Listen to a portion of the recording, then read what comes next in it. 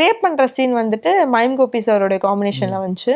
அது கொஞ்சம் இன்னும் நல்லா வெளில தெரிஞ்சிருக்கும். பட் சாரி ரிமூவ் பண்றதுல எங்க வீட்ல அலோவ் பண்ண மாட்டாங்க. அதனால நான் சார் கிட்ட என்ன சொல்லிட்டேன், பரவாயில்ல சார், இந்த ரோல் வந்து கொஞ்சம் மெச்சூரிட்டியான ரோலா இருந்தாலுமே கூட நான் இதை பண்றேன். 7G ரெயின்போ காலனி எல்லாம் வந்து அவ்வளோ வாட்டி நான் பார்த்துருக்கேன். ஒரு வாட்டி பார்க்கும்போதும் அழுதுதான் பார்த்துருக்கேன்.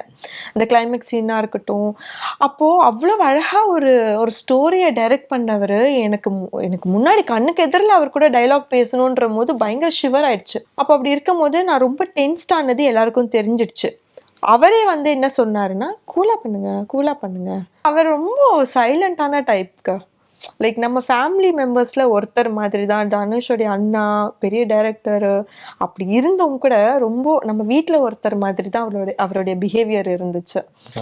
அது ரொம்ப பிடிச்சிருந்தது. ஸோ இந்த மாதிரியான ஒரு லெஜெண்ட், இந்த மாதிரியான ஒரு குட் பர்சன்ஸ்லாம் பார்க்கும்போது இவங்கள மாதிரி தான் நம்ம இருக்கணும் வளர்ந்தாலும் அப்படின்ற ஒரு எண்ணம் எனக்கு இருக்கு.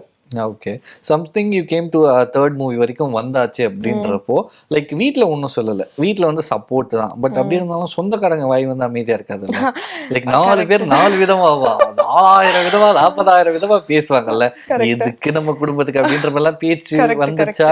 அது இல்லைங்க, அதெல்லாம் வந்துட்டு தான் இருக்கு, இப்போ கூட வந்துட்டு தான் இருக்கு. நான் ஏன் கன்சிடர் பண்ணலன்னா, எங்க அப்பா இறந்ததுல இருந்து இப்போ வரைக்கும் நான் ஜாப் விட்டுட்டேன்னு சொன்னேன்ல, அப்போ வந்து கரெக்டாக நான் வந்து ஹோம் வாங்கிட்டேன், சொந்த வீடு வாங்கிட்டேன், காரும் வாங்கியிருந்தேன் அந்த டைம்ல. எல்லாமே வந்து நான் ஐடில உழைச்சேன், அந்த காசு ஃபுல்லா இன்வெஸ்ட் பண்ணி நான் வாங்கிட்டேன். சொன்னேன் இல்லையா, சினிமால அந்த அளவுக்கு என்கிட்ட காசு வரலன்ட்டு.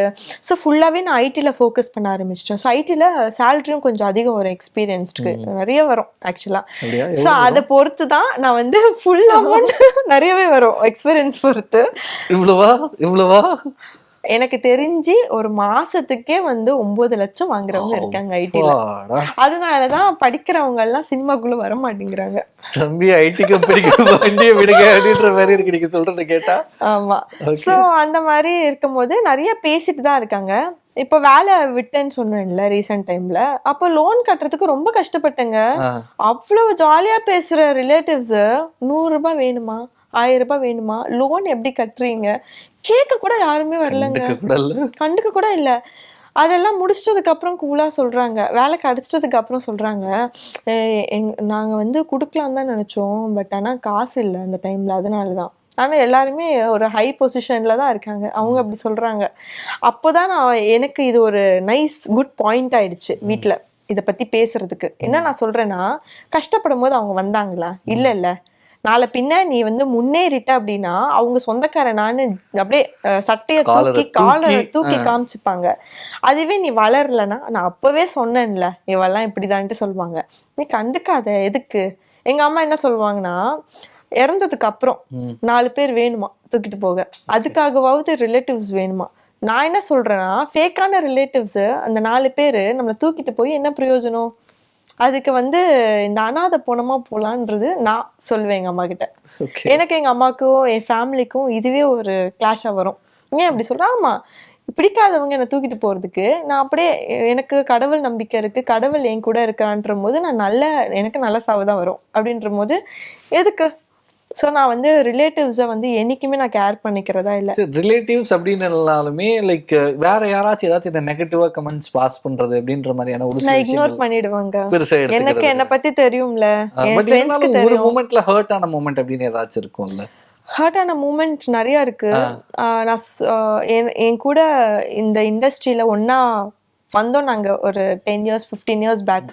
இப்ப அவங்க எல்லாம் எல்லாருமே பெரிய ஆளு இண்டஸ்ட்ரியில, ஒருத்தர் விடாம பெரிய ஆளு. அதுல நான் மட்டும்தான் பெரிய ஆள் ஆகல, லைம் லைட்ல வரல. அப்போ ஒரு மூவி நடக்கும்போது நான் அவங்க கிட்ட நான் கேட்குறேன், அவங்க தான் ஹீரோயினா பண்றாங்க அந்த மூவில, அது ரொம்ப பெரிய பேனர், ரொம்ப பெரிய ஹீரோயின் இப்போ அவங்க.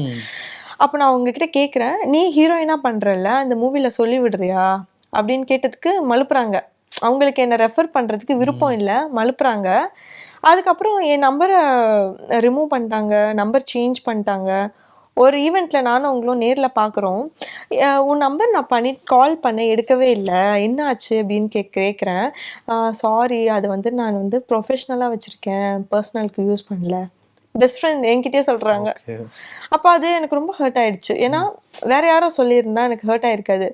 நம்ம அவ்வளோ அவங்களுடைய வளர்ற ஸ்டேஜ்ல நம்ம அவங்களுக்கு அவ்வளோ ஹெல்ப் பண்ணியிருக்கோம். ஆனா அவங்க நம்மள ஒரு ஃப்ரெண்டா கூட கன்சிடர் பண்ணல அப்படின்ற இப்ப கூட அது ரொம்ப பெயின்ஃபுல்லா இருக்கு சொல்லும்போதே.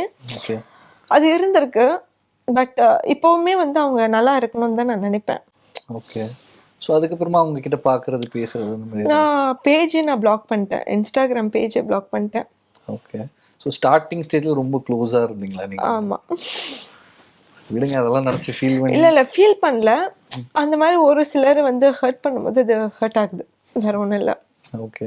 ஸோ அதாவது என்ன ஆகுதுன்னா, எனக்கு மட்டும் தான் தெரியும் பர்சனல் லைஃப்ல என்னென்ன சேலஞ்சஸ் இருக்கு. மீடியாக்குள்ளே எவ்வளோ சேலஞ்சஸ் இருக்கு. ஏன்னா இங்க நிறைய பார்ஷாலிட்டி தான்.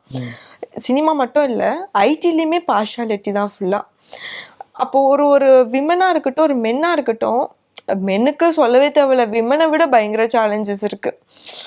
ஏன்னா பொண்ணுங்க நார்மலா ஏதோ ஒரு வீடியோ போட்டா கூட பாக்குறாங்க. பசங்க வந்து என்னடா பண்ணாலும் பார்க்க மாட்டேங்கிறாங்க. ஃபாலோவர்ஸும் ஏற மாட்டேங்குதுன்ற கஷ்டம் எனக்கு புரியுது. புரியாம இல்ல. ஸோ அப்போ அந்த மாதிரி இருக்கும்போது நான் பிளாக் பண்ணிட்டேன். அவங்க நல்லா இருக்கட்டும். நம்மளை ஹர்ட் பண்ணவங்க ஃபேஸ் அடிக்கடி எனக்கு பார்க்க எனக்கு ஹர்ட்டிங்காக இருந்துச்சு. அதனால பிளாக் பண்ணிட்டேன். ஆனால் இப்பயுமே ஒரு சில போஸ்டர்ஸ்லாம் பார்ப்பேன். அப்போ நினைப்பேன், எங்களுடைய பழைய நினைவுகள், பழைய மெமரிஸ், நானும் அவங்களும் பைக்கில் போனது, அவங்க ஒரு கேர்ள் ஆக்சுவலாக பைக்கில் போனது வந்தது எல்லாமே ஞாபகம் இருக்குது. ஸோ நான் என்ன நினைப்பேன்னா, அவங்களுக்கு ஈக்குவலாக வர முடியுமா முடியாதான்றது எனக்கு தெரியாது.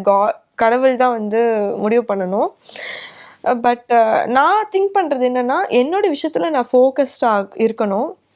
ஹீரோயின் வைப் வந்தாலும் ஓகே தான். அப்படி வரலன்னா கூட ஒரு குட் கேரக்டர் ஆர்டிஸ்டாக ஒரு அந்த அந்த படத்துக்கு நான் இம்பேக்ட் சேர்க்குற மாதிரியான ஒரு சேலஞ்சிங்கான ரோல்ஸ் வந்தால் ஐ எம் ஸோ ஹாப்பி.